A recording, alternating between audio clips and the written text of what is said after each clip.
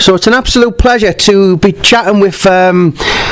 I mean, listen, I followed your career, on the 90s, and I'm chatting with Luton's former British, Commonwealth, European, and IBO World Champion, Billy Schwer.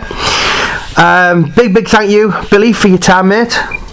Jamie, it's always a pleasure to speak to you, my friend. You're a lot younger than me, aren't you? So in the 90s, well, you'd have been a baby. So I was born in 1980, but I was an amateur boxer in 95, 96, 97, and so I was, I'm a bit of an anorak, so I watched everything, to give you an example of, so my publisher got a message, there's a boxing site called Box Rec.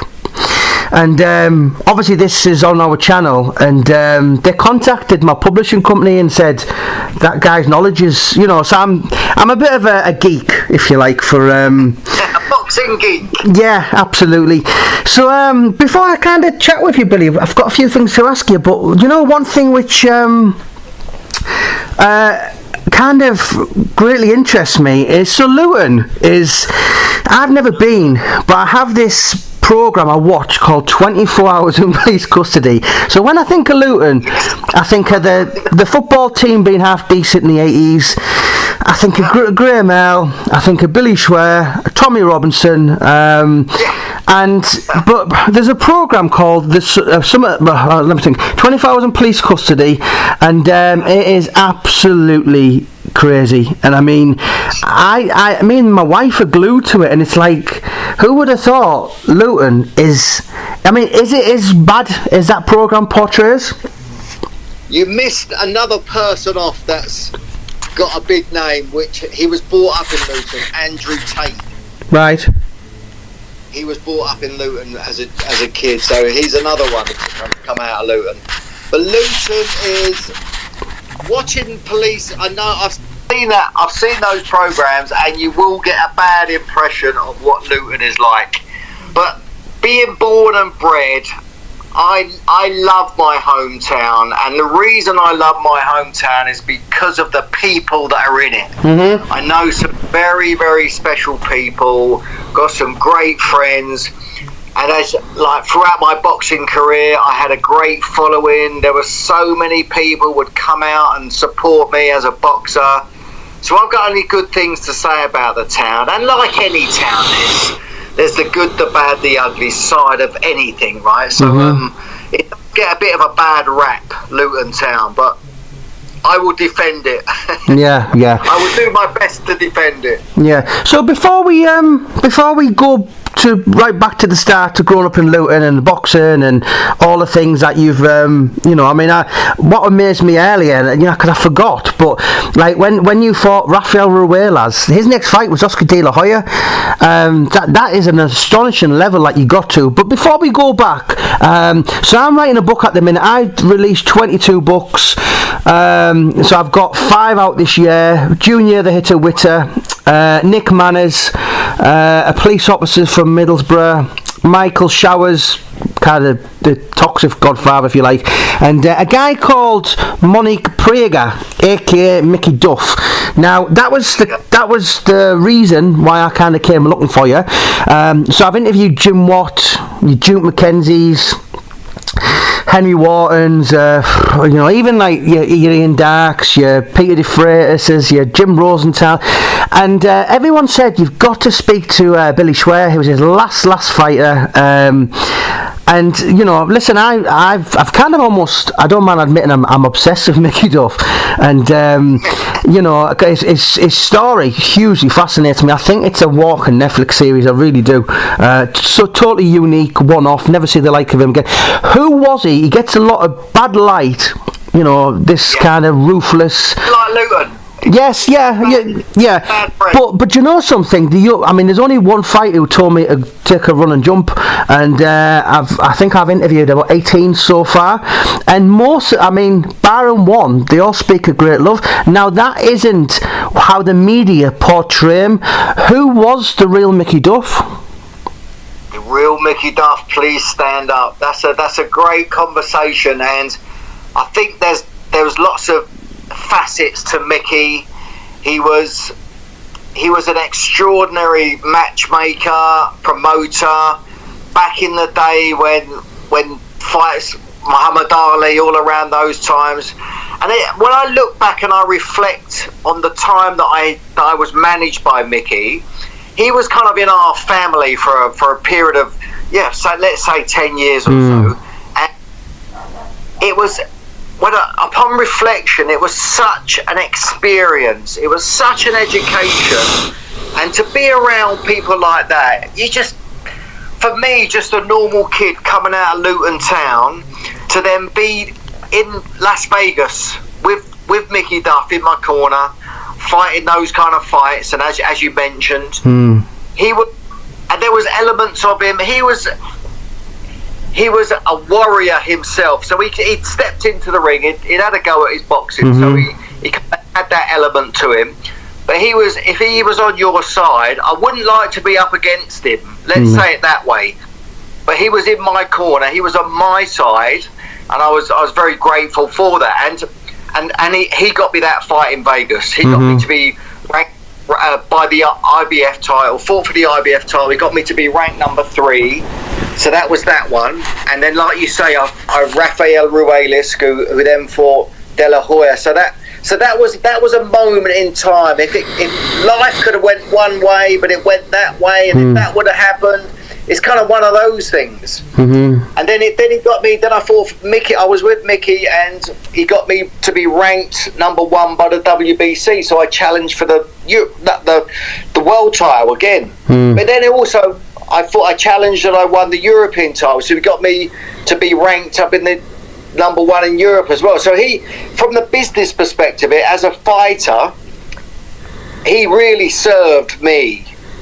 And he was always good to me. He was always good to my family. I remember one story that it was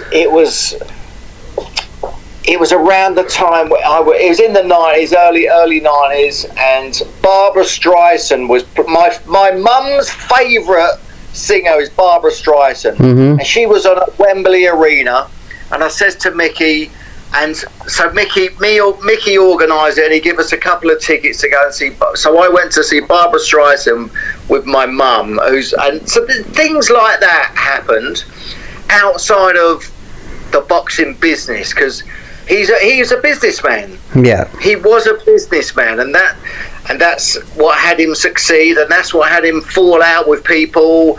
And if he was fighting for you on your side, then you knew you had somebody who was always going to battle for you.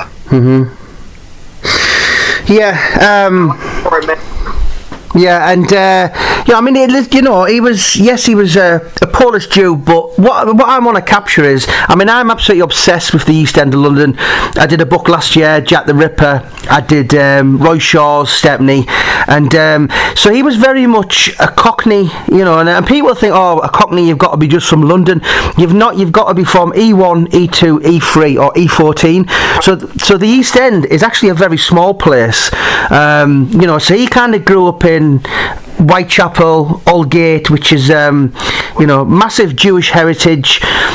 These days, so since Bangladesh got their own independence from Pakistan in '78, that's kind of what changed the direction of the East End. But it's always been full of immigrants, the Irish, whatever. And Mickey kind of settled there, so he come over here mid-30s, so he kind of grew up around your Petticoat lanes. This is where Charles Dickens kind of written the Oliver Twist, the land of Jack the Ripper. So he was very much a proper Cockney, a proper East Ender, wasn't he? Yeah, he was, and he was all, as you say, he was always around there, and it was full of immigrants, and so he was, like you said, a Polish Jew, and so then that would have been hard, I'm sure, around those times. There was a lot of immigrants around, and my dad's Irish, so he come over to Luton when he was a kid. So and it's like, and Luton's a hotbed for that as well, as you kind of mentioned earlier. And so he was, but it was a gift when I look back to have the privilege to be around. But it wasn't only Mickey; it was Terry Lawless, it was Jarvis Astaire, then obviously what my cuts man Denny Mancini was part of their team. So I got introduced to all of those people. They supported me and were in my corner, and it was a privilege when you look back, when you're a little bit older and you look back on your life, you kind of go, yeah, that was an amazing time of my life. I mean, so growing up then, right, Luton, where did the idea to come from to think, right, you know, because I've watched your style, you were very much, you could hit really hard. I think you suffered from cuts in your career. You know, some fighters do, some don't. But how did you kind of get into boxing? Where did that come from? Was it your dad behind you said, right, you know, our William's going to start to be a boxer? So Dad was the Irish featherweight champion. So Dad was very successful as a boxer, as an amateur boxer. So that was kind of, so I was aware of that unconsciously. That was in the background. But what really triggered it was I got bullied as a kid. I got bullied at school, and I got bullied when I was younger, at 5 or 6 years of age.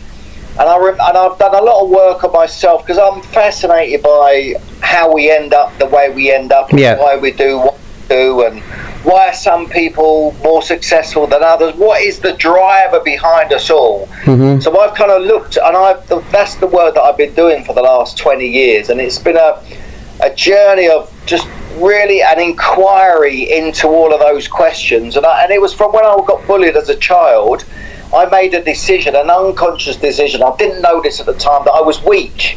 So I had to go and find a way to prove that I wasn't weak. And I was good enough. I wanted to be good enough. So my whole life's been trying to prove something. That was my drive. I was trying to prove that I was good enough. I wasn't weak. Because as an amateur boxer, my third amateur boxing fight, I lost on points. And I made a decision that I wasn't good enough. So then I was so driven to prove that I was good enough. I wanted to be good enough. I wanted to be enough. And the decision made when I got bullied was I was weak. So what had me go towards boxing was fundamentally was in order to prove something, to prove that I wasn't weak and I was good enough and I'm enough. And that's what drove me to win championships as an amateur boxer, to pursue boxing as a career, because it's a brutal, beautiful business, boxing. Professional boxing, it's hard. It's really hard. So what has somebody succeed in that is there's an element that is very, very different to other sports, because boxing's not like other sports. You play football, you play rugby, you don't play boxing. It's very, very different. And we all love it. We love what it is for us, and there's also an element that people don't like it, and people think it's barbaric, and maybe it is, and there are elements to it that it's tough. It's tough. I was with a lady yesterday. Her son's boxing, and she's very concerned about his health and well-being, and it's understandable. I speak to a lot of mothers; they're concerned, and so my mum went through the same thing about her little boy going into the ring and boxing and getting punched in the nose. But it's a safe sport for amateur boxers. Big gloves, head guards, referees looking after you. If you've got good people around you, it's very, very safe for amateur boxers. But professional boxing, it's different. It's very different. I mean, so on the amateur, what actually did you do overall then? You know, obviously, fight-wise, was you any? I know you boxed for Young England, but overall, looking back, was it a success? Yeah, absolutely. So I had 138 fights. 138 fights in total. So I had a lot of fights. So 45 of those were as a professional. And as you mentioned, I won the British, the Commonwealth, the European, the World Championship. So all those, just under 100 fights as an amateur. I won the schoolboy championships when I was 13. So my first contest when I was 11. Then I became a national champion at 13, then 14. Then it was getting to NABC finals, and there's boxing for Young England, boxing for Full England, and ABA finals. And I had a great amateur career. Travelled to different countries. It was such an experience to get as a young kid, as a teenager. going off on my own with other boxing clubs, going abroad as a teenager. It was such an experience. So many life lessons are to be gotten from boxing. Well, any sport, but boxing again is the one that we're talking about, the one that we love, and it's a brutal, beautiful business to do for a living. But the amateur side of it, there's a whole world of learning to be gotten. It's such a life experience to be gotten from boxing. So you went pro quite young, I think. I personally think, obviously depending on what weight, but I personally don't think you're a man till about 24. I think were you about 20 or something when you went pro? Yeah, 21 I was. 21. You don't really get your man strength till a couple of years. But that's okay, providing if you've got good management around you, and if you're that 20, 21, 22, you're not a man as yet. But providing you've got good people around you, they can nurture you. So you get early on in your career, like I had. You get the right fights at the right time. If you get looked after, you get nurtured, you get brought along slowly. And then I think to be fully a man, I think it's later. I think 25, 6, 7, 8. I think late 20s you become a full man. Mm-hmm. So those early 20s, those years, you've got to be looked after. That's why the management. That's why having Mickey on my side and guiding me was crucial. And really, I become the British and Commonwealth champion after 2 years. So I was 23 when I won the British and Commonwealth title. I think that was about 18. That was my 18th fight. So I had 17 fights. So I was ready. Yeah. And Mickey thought I was ready, and that was my introduction into championship fighting. But I've come from doing 6 rounds, then 8 rounds, then 10 rounds, and so I was brought on, nurtured to the best of Mickey's ability and my ability. So my ability, I improved obviously in my early 20s, but then I won a championship at 23. So I was in the game. I was in the game and ready to go from early 20s. Right. Just going back to your amateur, so I did Junior with his book, and so what I like to do is I like to find out. Junior for Shane Neary, Steve Bendel, so all these kind of names who went on to be decent pros. So when you look at Billy Schwer's amateur record, was there any decent names that people listen to this? I'm going to put on Spotify and that, and was there any kind of fighters you come up in the unpaid code? I just want to mention Junior Witter. Yeah, what a great fighter he was. He was brilliant. He was great. He was, just to acknowledge him, and the other fighters that you mentioned. There's some good fighters in there, but there wasn't really.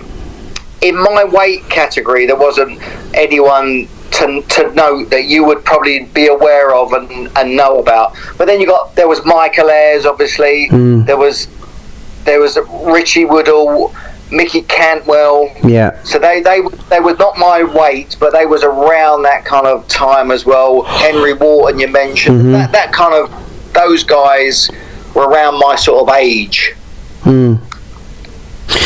Yeah, looking back now, are you happy with? As I said, I'm quite close with Feasham Pickering, and he's been to stay at my house a few hours. And I always think, when you're when you've been a British and a Commonwealth and a European, you've completed it. It's obviously barring one, but that is such an impressive feat.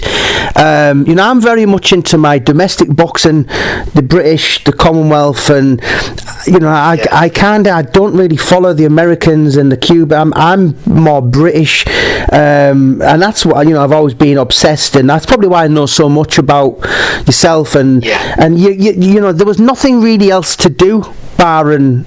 Obviously, you won the IBO. but that's kind of come on a lot. I mean, I think Vladimir Klitschko won it, Manny Pacquiao won it. It's not. It's by far much for people not really understanding the politics. It's much more than your WBFs or your WBUs, and to be quite frankly, Billy, there's belts out there you can win playing snakes and ladders.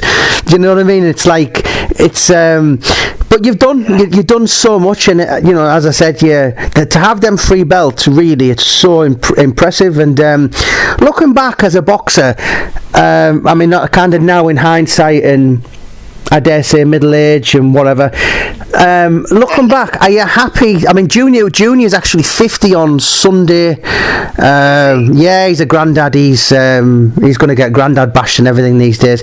But you know what? It's like, looking back, if someone had said to you, right, when you were a young kid in Wardour Street, Mickey Dove, you can have this, what would you have been blown away, or you just, are you a little bit bitter and think, maybe I should have got the big one? No, a bitterness, there are lots of fighters maybe who are bitter and maybe upset with how things turned out for themselves. But that's just suffering. There is no point in holding on to anything. I'm just very grateful for the career that I had, for the people that were in it, the people that I boxed. I'm just very grateful to have come through it in one piece. I reflect back, and I won all those championships. I'm very, very, it's a privilege really when I look back, all the guys that I was around and the life that I've been given. I'm just very grateful for. So when I look back and reflect upon it, could I have done better? Could I have done more? We can all say that, and we could all say that about every area of our lives. But it gets to a point where you kind of have to just let it be the way that it was and the way that it wasn't, and it is what it is. And I'm very grateful to have the belts, etc. I can then just be at peace with that. But there's always an element of us maybe as fighters wanting more, driven by wanting more. And that's a trait maybe that we have as a fighter. Not every fighter, but that's maybe we have that as a human being. The wanting to want more, the driver to have more, that kind of stuff. So it's being okay with all of that, and that's the kind of work that I do now. But it's being at peace with the way things are and the way things are not, and it's okay the way that it is, and it's bringing gratitude to it all, really. And I'm very grateful. One thing that does surprise me, the word weak. Now, you said you were weak. Now, the one thing, I watch your career, I wouldn't have described you as weak, and you could hit. I think you had 39 wins, and I'm sure you had about 30 knockouts. You could actually punch. Now, that I would never have associated you with weak. Did you? No, but here's the thing, Jamie. Here's the thing that we all do. We all create a story about ourselves. Now, I didn't even know that I made that decision. That was when I was 5 years of age. But I didn't articulate it like that when it happened to me. When I was getting bullied, I didn't say to myself, oh, I'm weak. I just ended up being a certain way. It's only 20 years later that I've looked back and I've done the work and dismantled who Billy the Boxer was to discover that. So I didn't know that at the time. So we're all going through life. Our behaviours, our actions, what we do, most of it is unconscious, and we keep repeating the same patterns of behaviour. Lots of them don't work for us. So that decision I made, it wasn't conscious. It wasn't a choice that I made consciously. It wasn't that I was weak, and it wasn't the truth. It wasn't that I was weak. That wasn't the truth. But it was a story that I was telling myself, such that I trained and I pursued and I worked so hard to not be weak in my world. That was only in my world. And of course I wasn't weak. I was hard. And that's what I'm known for. I'm known for being really hard. And that's what everyone says. I came to fight and I was really hard. Of course I wasn't weak. But that was just a decision that I'd made about myself. And that shaped my future. So I lived into that future. That was the driver for me to become a world champion. I'm very grateful that it happened that way. So when we look at our lives, and if we start to dismantle ourselves, you kind of get to see certain elements of you that are not. It's not really real. It's not really who you are. Mm-hmm. Billy the Boxer was created as when I was a youngster, and Billy the Boxer, the traits that Billy the Boxer had me become a world champion. But then they didn't have me win in life. So what had me be a champion in the ring had me fail in life. Mm-hmm. But I didn't know that until later, until I'd made lots of mistakes and I'd suffered outside of the ring. And it was there's different elements and different parts to us, and that's the work that I do now, because lots of us are suffering or struggling as boxers, as life, and as you know, my thing's mental boxing. It's the mental boxing match that we all have with ourselves on a daily basis, and it's that conversation that's what has me be who I am today. Only because I've done work, I've gone back and looked at, how did I end up Billy the Boxer? What was it that had me be that way? And then it's like, okay, so I can see that now. Those things that had me succeed, okay, that maybe that don't work because I was aggressive, domineering, selfish, inconsiderate. I was always right. I was a fighter, and that was beautiful in the boxing arena. But just it wasn't necessarily didn't work in my life. Ask my ex-wife; she'll tell you. Yeah. Do you know what? I'm gonna get onto that in a minute. But going back, I just want one-word answers, right? Who was the best person you fought as an amateur? Just one word, one name. Cool, that's a tough one. Who was the best? I fought some. I went abroad a couple of times and fought when I was boxing for. I can't recall their names exactly. I don't know what they. But those I had tough fights as amateurs. I went to East Germany once as well. That was.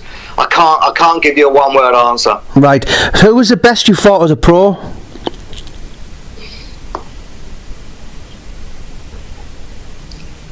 I would say Stevie Johnson. Right. Who was the best you ever sparred?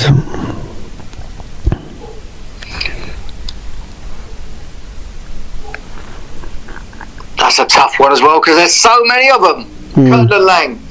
Kirtland Lang. Hardest you've ever been hit? I got hit by, can't recall his name, but when I fought for the European Championships over in Spain, Oscar Cano, he hit me in the first round and my legs wobbled a bit. Right. Who was the? I have seen stars. You know the cartoon where you see. Yeah. Honestly, I had a black. They call it the black lights. I had a black flash, and I had silver stars. I can recall it now. And I've seen stars. Yeah. I mean, I can relate to that because I used to box with my face. So it's like, right. So who was the best you ever were around in the gym? Did you ever come across anyone you were just like mind blowing? You know, like you were so just amazed at how good they were? And I had this conversation with Clay O'Shea. I don't know if you remember. Clay. Yeah. We turned pro together, and we had a chat on this last weekend, and he was talking about that, and it was just, it's like, it's what you do, it's who you are. You're a fighter. You go to work, and there's Michael Watts in the gym, because we used to go down St Pancras to that club on a Sunday morning, and there'd be all types of fighters in there, but it's just what you did. Yeah. He was around, and yeah, there was some special guys. And who was your favourite fighter of all time, Billy? Marvin Hagler. Right. So going into what you do now. So you retired 2001. Yeah. And you're very kind of. I've watched you for years, but I don't really understand a great deal of it. Now, you're going to tell me about it. You're going to send me the links. I'm going to put it in the bio of this video.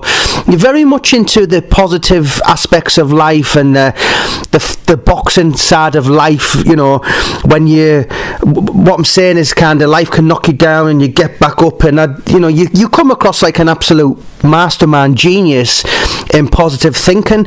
Where did that come from? Because that's not you. It's not how the average fighter is, in the greatest respect. It came from a need. I needed to find a way out of where I was. Because when I retired from boxing, I found that transition to be very, very difficult. I went through an identity crisis. I was Billy the Boxer from a kid of 8 years of age. My whole life was that, Billy the Boxer. So then early 30s, so I'm no longer Billy the Boxer. My career has been taken from me. And so now what? It's like, who am I? What am I doing? Why am I doing it? What does it all mean? And it's like I had a midlife crisis in my early 30s, and I just found that transition to be very difficult. And so what I do now was born out of a need to get myself out of where I was, because I was depressed. I had a mental breakdown. Wow. Suicide thoughts. I hit rock bottom. I really suffered. I really struggled. I wrecked my marriage. I got divorced. I went bankrupt. I lost everything. My home was repossessed.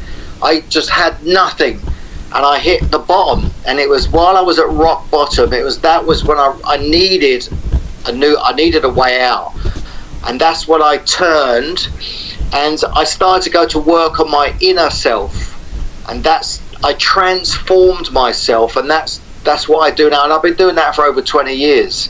But it's all born out of a need to really get me out of the place that I was in, because it was dark, it was tough. And we hear about people being depressed. I volunteer for the Samaritans. I'm a Samaritan, so I'm talking about suicide with people every week. Wow. And so I can relate to that, because I've been top of the world, and then I've been at the bottom of the world. So I got that scope of experience, and I've had to unravel myself, and I've dismantled myself. I've taken myself to pieces to look at who I am, and it ain't a pretty journey. You get to see the truth, and it ain't always nice. There's elements of me that I didn't like about myself. I didn't like myself, and it was unraveling all of that to really get to a point of accepting myself, my true self, who that was, and clean up some messes that I made, and make some amends, and then move forward I've transformed myself. I've turned myself inside and out, and that's what I do with others, because there are so many of us who are not where we want to be. Yeah. So is it like so what you do? So what's the correct title? Is it like your business or? Yeah, that's what I'm a speaker, so I go and I speak at conferences. I'm a motivational speaker. I go into companies, so I work with teams of people. We have a conversation. I talk about the winning traits of a world champion. So I've written a book. I've created a success model. I'm in the process of writing another book, but I'll never catch you up. I'm not that fast. Yeah, I'm that clever. Yeah. But then I've got a corporate kind of identity. So I work with those guys. But then I work with CEOs. I work with business owners. I work with very successful guys. I do work with women as well, but mainly I'll just generally work with men. And so they're looking at what else is available. What there's more. So a lot of us want more, and we're not quite fulfilled or happy, satisfied, especially in our midlives. So it's like dismantling that. And so the great question that I ask people in general, so the listeners tonight, if you were to listen to this, and I'm going to ask you a question: where are you on a scale of 0 to 10? Right. So 0 being you're feeling knocked out on the canvas, KO'd. That's 0. But then you got 10 on the other scale of feeling like the champion of the world. So that's a question I ask people. So if you're listening to this, where would you score yourself on a scale of 0 to 10? And so you do that, Javi. You don't have to tell us, but you'll have a number. Mm-hmm. And so then that number there is I'm all about getting people to elevate that number, get them to move towards a 10 out of 10 experience of life, because that's what I've done for myself. I get people to experience themselves and life as a 10 out of 10. And that's the work that I do. It's transforming people so they just see their experiences of life differently, which has you feel different. Now, when I was in the middle of my depths of despair, going through my depression, all I wanted to do was to feel good. I've been a world champion, I've been a supremely fit athlete, and I was in a dark place, and the conversation I was having with myself, I just want to feel good. I want to feel good. I want to feel good. I know that I can, but how do I do it? And it was different, and it was different to what I had experienced as a boxer.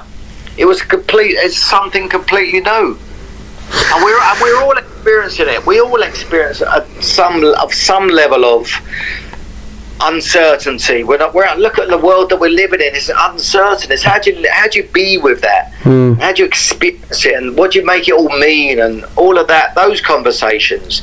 So it's getting people to experience life so they feel better about life. That's what we do as a Samaritan. We take calls and we're listeners, and we move people. It's about moving people from where they're at. Where you're at is where you're at. It's moving somewhere else. That's what I'm up to. I just view that as it's like art. It's like boxing. Boxing is known as the noble art, the science. So it's mastering the art and the science of mental boxing. That's what has us win more often and experience more success. Is that it's the mental game in the boxing ring and in the boxing ring of life, because it's tough out there. I mean, I didn't know that about you. Obviously, I didn't know. And would you put that down to basically, everyone knows Ricky Hatton's story and Mike Tyson's story and all that. So basically, when you retired 2001, you were, 33 or whatever. All of a sudden, I mean, I'm quite close to Gary Sykes. I've had him come and stay at me, and he was 40 the other day. And I've been around so many of the fighters, and they've said to me, I miss kind of being a somebody. And was it purely that? Was it just like the ride was over and what they were doing now, or was it more? It was boxing was fulfilling a need. So the guys that you mentioned, and there's many, many more. There's so many of us, not only boxers, football players, all athletes. We all go through a similar transition, and it's a loss of identity, and it's like a need. Boxing fulfills a need, and my ego. Yeah, it's an ego thing as well. The ego wants to want more, and it's like wanting to be accepted, wanting to be loved, wanting to be somebody. Because we're vulnerable, really. There's elements of us that as a boxer, we put the facade on that we're hard, and it is hard, and we are that. But there are parts of us that we don't get an opportunity to show our vulnerability, because it's a sign of weakness. You can't step up into the ring and be vulnerable, and we don't know how to ask for help either, because boxers, it's not something you do, because it's a sign of weakness. We have it. That's our story that we tell ourselves. I can't go and ask for help. It's a sign of weakness, because we're fighting, and we suffer alone. That's what I did. I suffered on my own, and it wasn't until it was a couple of years into that journey that I got to the real point. Was like, I just got sick and tired of being sick and tired, and I went and did a training program. It wasn't a one-to-one thing, and that was the start of this journey that I'm on now. And I've been doing this work for over 20 years. I've done thousands and thousands of hours of training. I've done so much work on the work that I now do. So as a boxer, I did over 20 years of that. And now I'm over 20 years into this journey of the work that I do now, and it's like a therapy-based coaching. There's elements of the work that I do. There's a therapy element in it, which is what I've done for myself. Yeah. So I'm gonna upload Billy's links, so if anyone wants to kind of listen to this and wants to contact him, he's very approachable, very friendly. You've got no problems with that, Billy, have you? Not at all. So what I'd love to do, why don't we give my book away?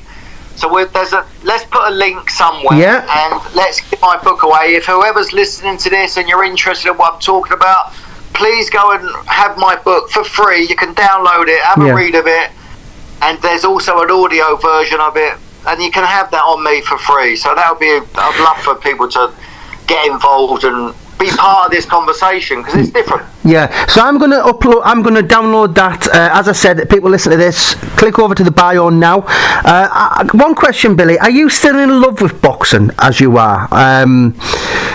I'm personally not, but obviously I've never been like you. I think boxing's, it's pretty much died. It's, going back to I personally think the 90s, particularly kind of even the Eurosport days, the screen sport days, the early matchroom days, that was my favourite time. Eamon Loughran's, all the heavy hide coming along, and I think that was when boxing was boxing.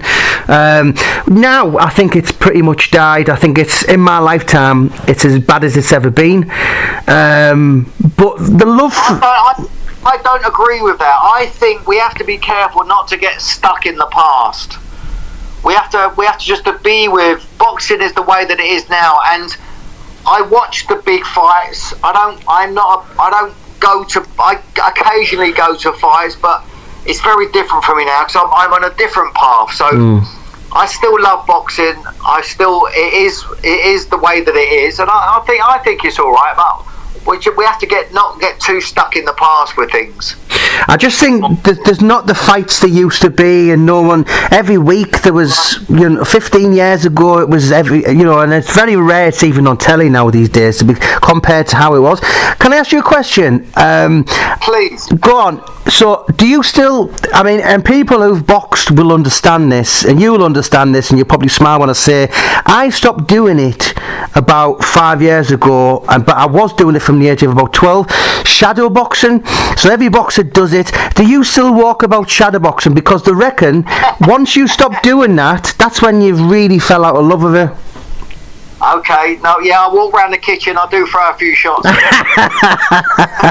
But I've met when I put the kettle on, I throw a little combination. Yeah, I do walk around the kitchen, I do that. So maybe that says something about us for sure. Yes. Yeah. Do you know what? It's a trait in every fighter. It's people. I still box. I still train. I train well. I box occasionally. I work with a few guys, training them. So they're business people. So I work with those guys. I do work with a young fighter out of Luton. So I do work. I'm still involved to a degree. So there is. So I'm still involved in it on the outside of things. Yeah. Was there anything you wanted to talk about, kind of mention? As I said, we're going to put Billy's links in the bio. He's going to give his book away. Was there anything else you wanted to just have a chat about? Yes, so I mentioned the kid from Luton, Sam King. So I went down to Copperbox. It would have been maybe a month ago now. Yeah. So I was ringside for that fight. And he's had 2 fights, so he's coming on. But so I'm still around it, and I'm still involved with maybe the ex-boxers. I go to LIBA, which is London Ex-Boxers Association. So I do go to those events, and so I'm still around it to a degree, for sure. Yeah. I mean, let's be honest. The home of British boxing is the York Hall, Bethnal Green. It's such a special place. Only holds 1,200, but there's not a bad seat in it. That's where the Lord Marquess of Queensberry rules. That's where it all happened. Forget about Madison Square Garden. I mean, Steve Bunt said it's the York Hall, Bethnal Green. It's an East End thing. Back in Mickey Duff's day, growing up in it was in schools. And there was hundreds and hundreds. I mean, I did some research. I think there was something like 600 fighters in was it the 50s, and that was just carded like pros. I mean, the East End, it was like where people are like football. That was boxing. It was, everyone was a fighter. It was a place of yeah. I had my first contest at the York when I was 13. I bought box member Mark Tibbs. So Yes. I fought Mark Tibbs 5 times as an amateur.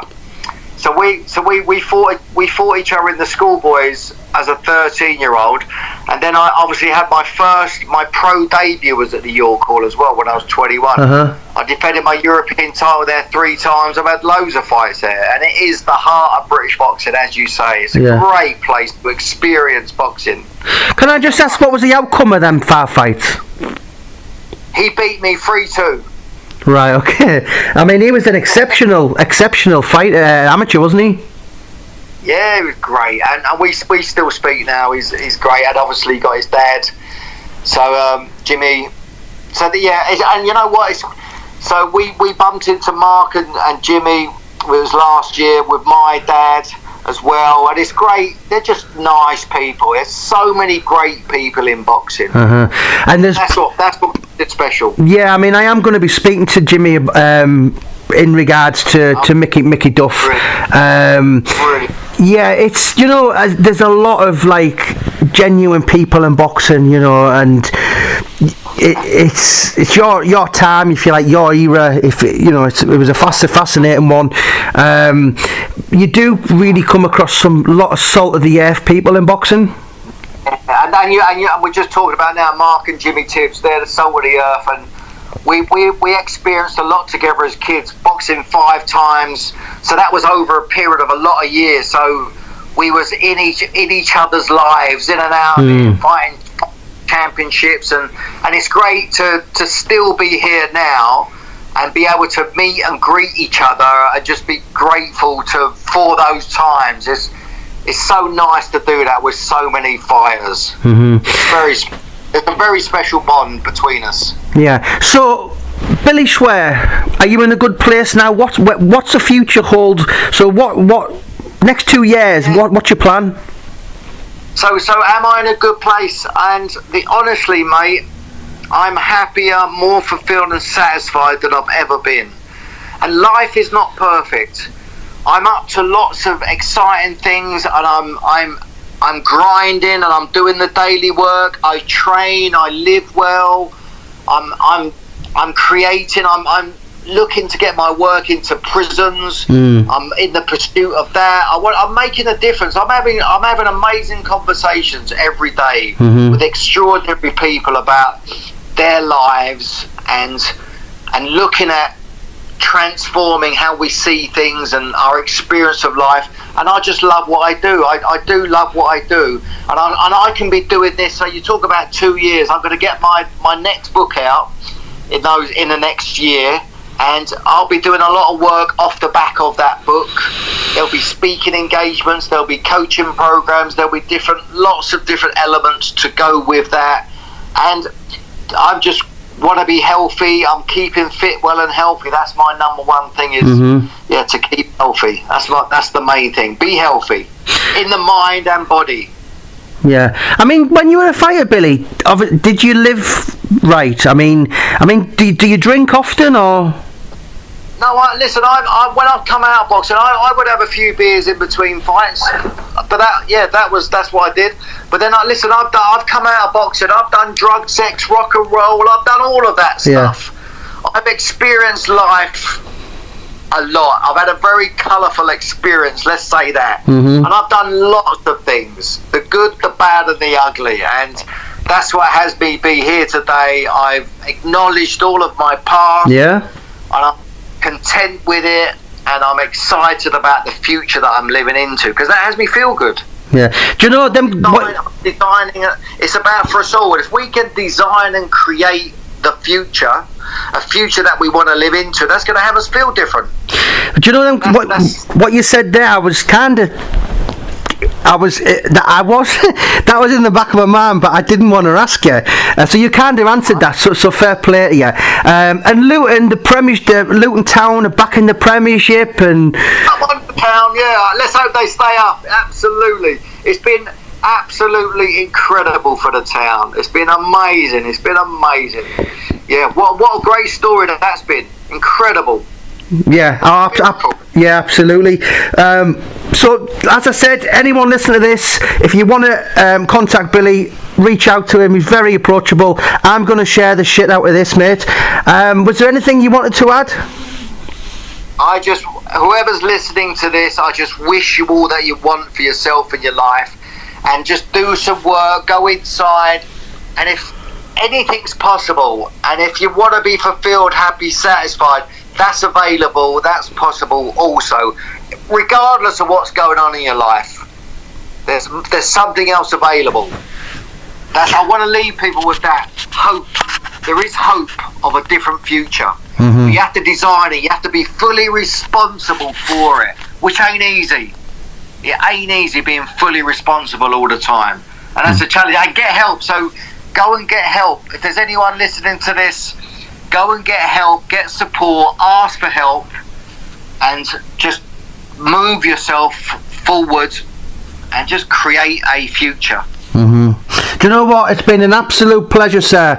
I will keep in touch with you this year. As I said, I've got the Mickey Duff book out the second part of the year.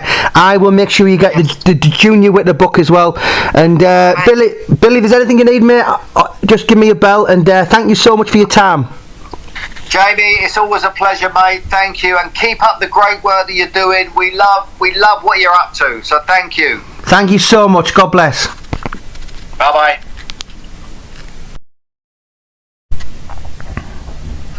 So it's an absolute pleasure to be chatting with. I mean, listen, I followed your career.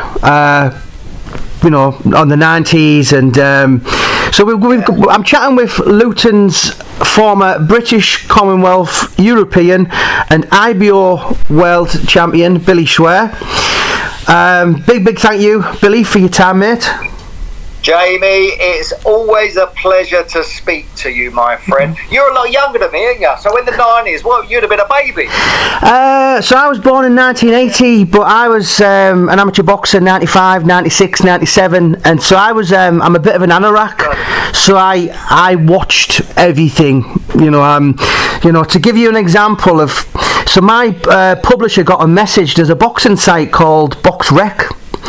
And obviously this is on our channel, and they contacted my publishing company and said that guy's knowledge is, so I'm a bit of a geek, if you like, for a boxing geek. Yeah, absolutely. So before I kind of chat with you, Billy, I've got a few things to ask you, but one thing which kind of greatly interests me is, so Luton is, I've never been, but I have this program I watch called 24 Hours in Police Custody. So when I think of Luton, I think of the football team being half decent in the 80s. I think of Graham Earl, I think of Billy Schwer, Tommy Robinson,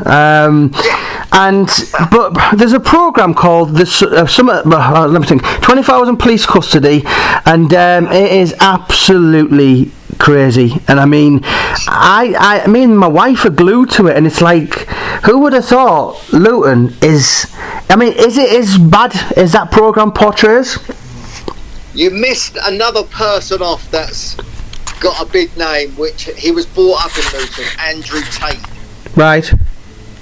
He was brought up in Luton as a kid, so he's another one that's come out of Luton. But Luton is watching police. I know I've seen that. I've seen those programs, and you will get a bad impression of what Luton is like. But being born and bred, I love my hometown, and the reason I love my hometown is because of the people that are in it.